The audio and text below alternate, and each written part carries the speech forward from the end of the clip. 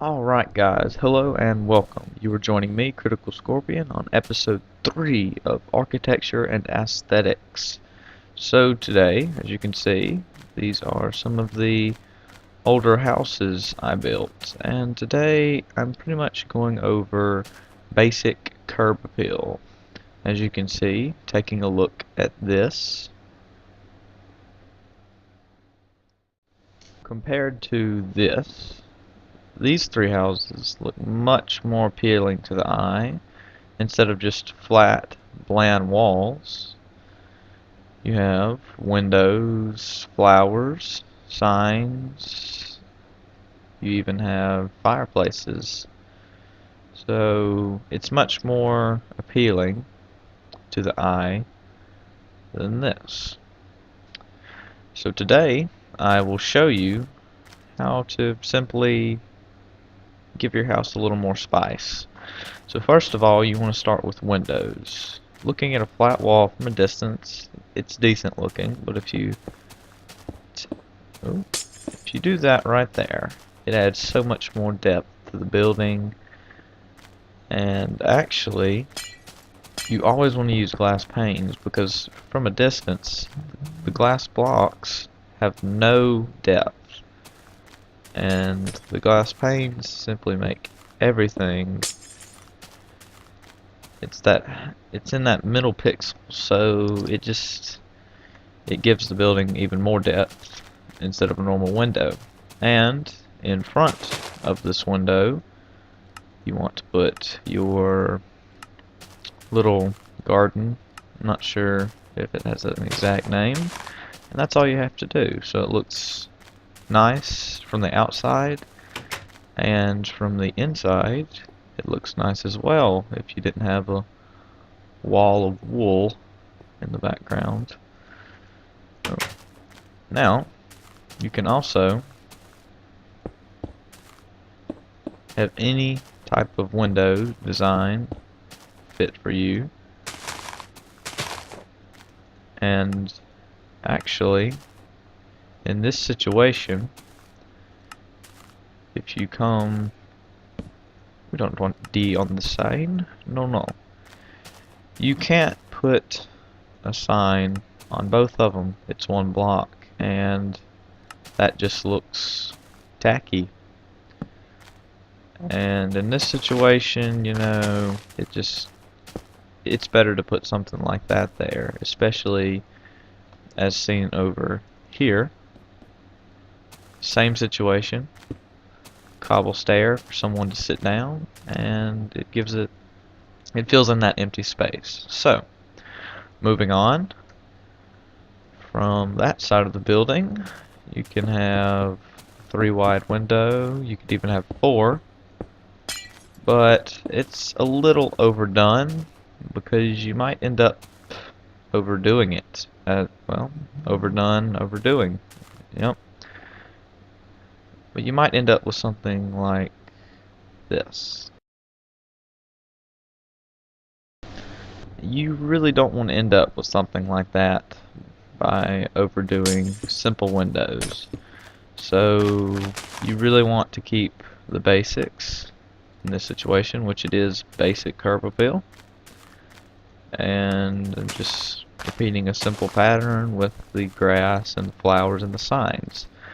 So if you could remember the way the house looked before, it adds so much depth outside, curb appeal, and even inside, even though it's empty. So now, moving on, a new design is you could have a floor window.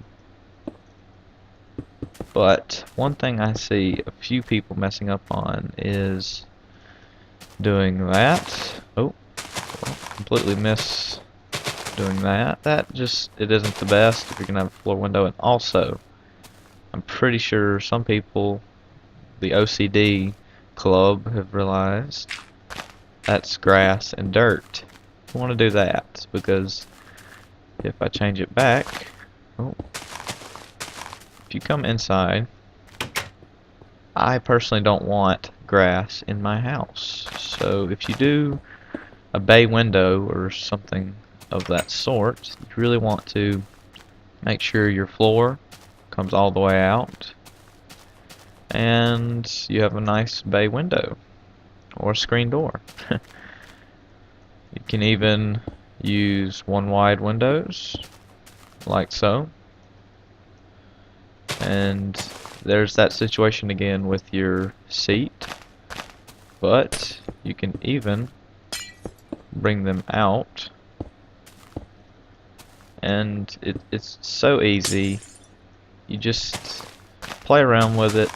As always, I believe I said in episode 2, most of building is trial and error. So yeah, you will mess up a lot. I'm going to go ahead and warn you. Some things won't look good, some will look better than other. You just have to figure out what looks best. Now, there's no rule against adding seats or anything in the empty spaces, but look at our houses now. Very beautiful and much more appealing if you were just simply walking by. And also, on this house where you have cut off the corners, the logs aren't there, you have smaller space with the door, as here you have windows at the edge. You can also do that, and it's up to you whether you have a flower box or not. And you don't have to use flowers, you can use the various saplings, shrubs, mushrooms, fern, so on. You can have the flower box, as I said, or no flower box. Now, moving on, you have the beautiful curb appeal on the front, but if one were simply to walk back, you face one more predicament, and that is an entire flat wall, which there should be log there, but anyway, as you can see, there are fireplaces on these houses, which add a nice effect. And simply, for a large fireplace, all you have to do is go up 2 blocks in a square, and then on the third, use a semi-plus, if you may, to continue up. And once you reach this point, you want to continue out with your plus design right there. So instead of having wood planks right there, so the roof looks finished, it's not going to look decent at all. It's, see, and right there, well, right there, yep, the wood planks are gone. So simply delete them and place bricks. Now, to finish off any details, you can always add half blocks. And one more nice detail for fireplaces is stairs, like they're gradually going as they get bigger. You don't want it to be just square, so you want to give it more a rounded effect. Also, you have a thin type of fireplace, and simply that is your plus design, the first 2 levels, and just a straight up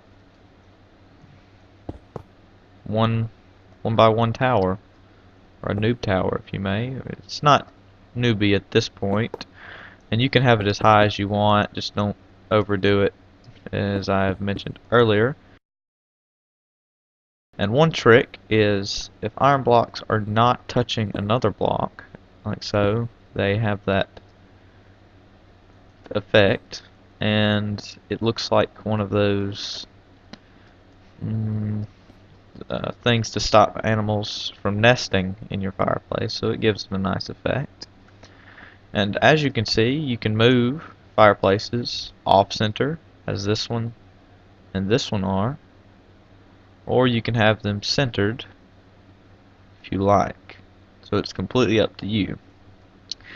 And that has been the basic curb appeal. And if you compare from the beginning of the episode to the end, our houses look much, much more detailed and active with colors and dimensions. So yeah, if you have any questions at all, please ask me in the comments, and make sure to comment, rate, subscribe, and look out for episode 4.